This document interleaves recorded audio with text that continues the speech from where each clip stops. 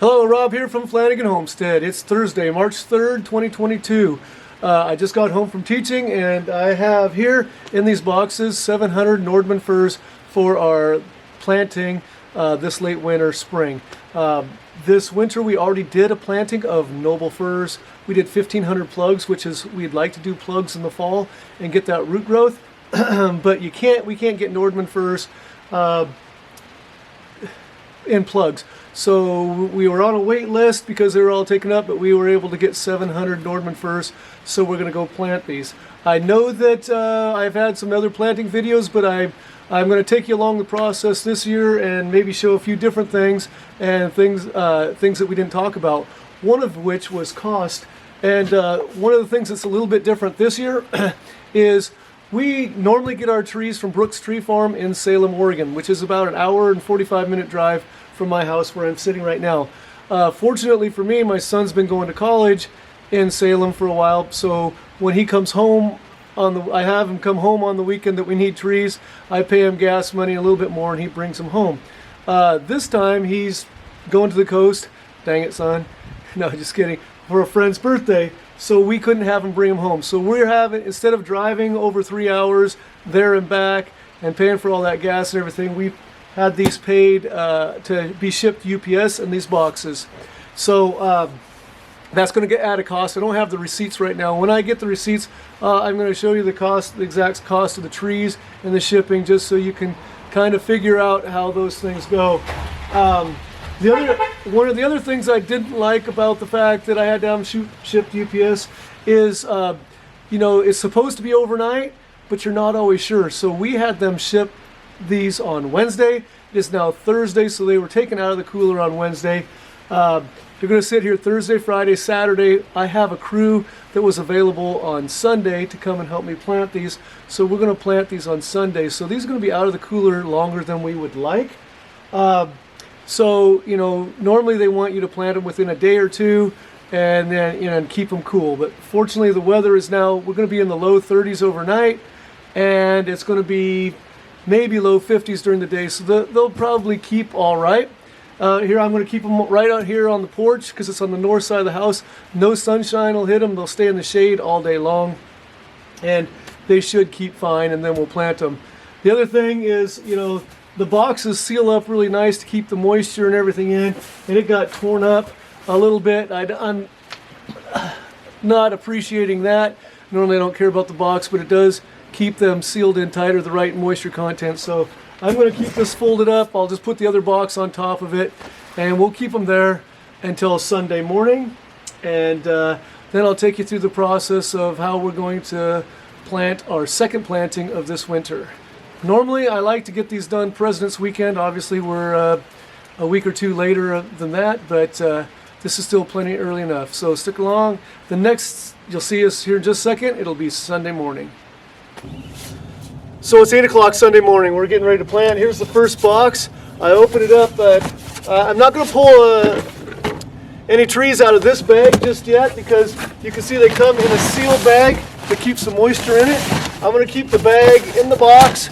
And part of the reason I wanted you to see this video is you could probably see the sun just went behind a cloud right now, but we're having direct sunlight today, which is unusual this time of year. So this box is sitting behind these trees right here. We're going to keep them in the shade. You want to keep your trees that aren't being planted at the time in the shade. And one of the things you definitely want to do is never have your trees laying out where the roots are exposed to the sun. It dries them out. As a matter of fact, we have buckets here today. It's easy to carry the seedlings around that are going to be planted, but our other buckets are deeper than this. We're going to put a gallon of water in there and a little bit of root stimulator, and so the trees will be the roots will be sitting in moisture, soaking up moisture, if anything, not drying out, plus they'll be getting some root stimulator on them. We don't always put root stimulator on them, but it's not expensive, doesn't hurt, and so just a little bit of root stimulator in there will be a positive thing. But what I want you to see right now is keep your trees in the shade. You can see now, and as the sun's starting to come out, the sunny spots over there. This box is sitting in the shade, and it'll stay in the shade until it's planted. So anyway, oh, by the way, I got the numbers from Brooks Tree Farm. So my Nordmann fir seedlings this year, 2022, were 66 cents a tree. If you buy them by the thousand, but anytime you get over 500, they call it 1,000. So 66 cents for the trees, and it costs $70 to have them shipped overnight UPS. So what am I, 500 and some dollars in there between buying the trees and having them shipped to me. Okay, so now we're getting them out of the bags. Here's our 3.0 Nordmanns, probably 10 inches tall. A lot of them 8 to 10 inches tall. So this is a lot better. We got 2.0s several years ago, and they were barely 4-6 inches tall. So these have a little bit better start. So we're looking at probably about 8 inches above ground, 8 inches below ground on what we're going to be doing here. So we're going to have to be putting holes about 8 inches deep. And so now that I got these out of the bag, I'm going to get these in a bucket. We have a couple in a bucket, a couple buckets already where they're soaking and getting ready to go. There's Moy getting it done.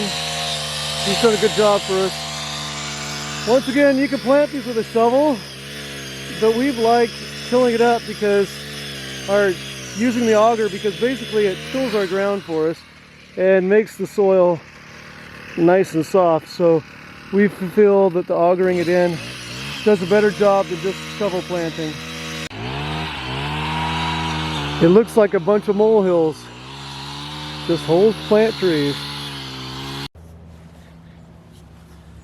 Okay, so we've got our nice turned up soil from the auger. That's part of the reason we really like the auger. It's almost like a rototiller in the spot. I'm going to stick mine in the ground, get it nice and low. You want the root line to be the same place it was in the field it was before, but if you're going to miss to one side or the other, I'd rather have the tree low than high. I like to say plant it low and watch it grow, plant it high and watch it die. If it's lower, this is good draining soil, so when we do get rain, it'll sit in there and soak down in. And also, as dries out in the summer, there's more moisture further down, so if the tree is a little bit further down as opposed to higher up, it's got a little bit better chance getting that moisture. So I'm going to just pack the soil in here, keeping the roots spread apart a little bit. I like to work it tight down with my fingers, but making sure everything's spread apart. Just keep working around.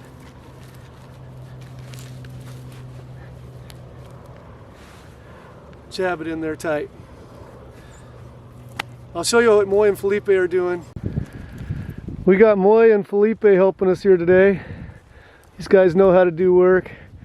They've actually been planting for the Clark County for quite a while on a crew that's done there, and they're working on buying the business, I believe. Is that right, Moy? Yeah. That's right.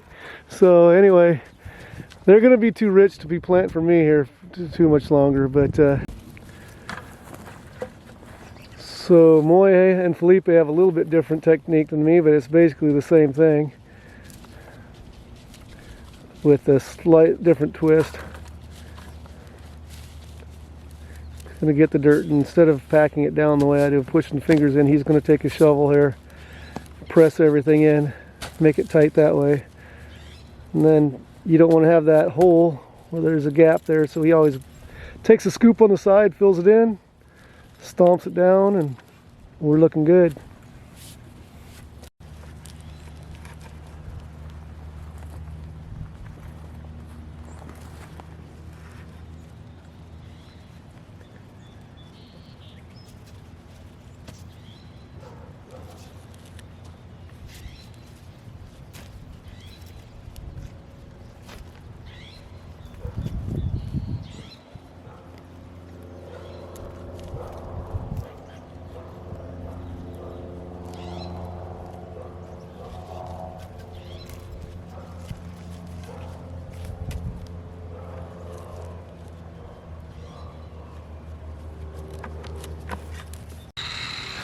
So the planting is almost done. Moy is running the auger, and he's got a count on how many trees are left that Felipe is currently planting. We started at 8 o'clock this morning. It's now 3 o'clock.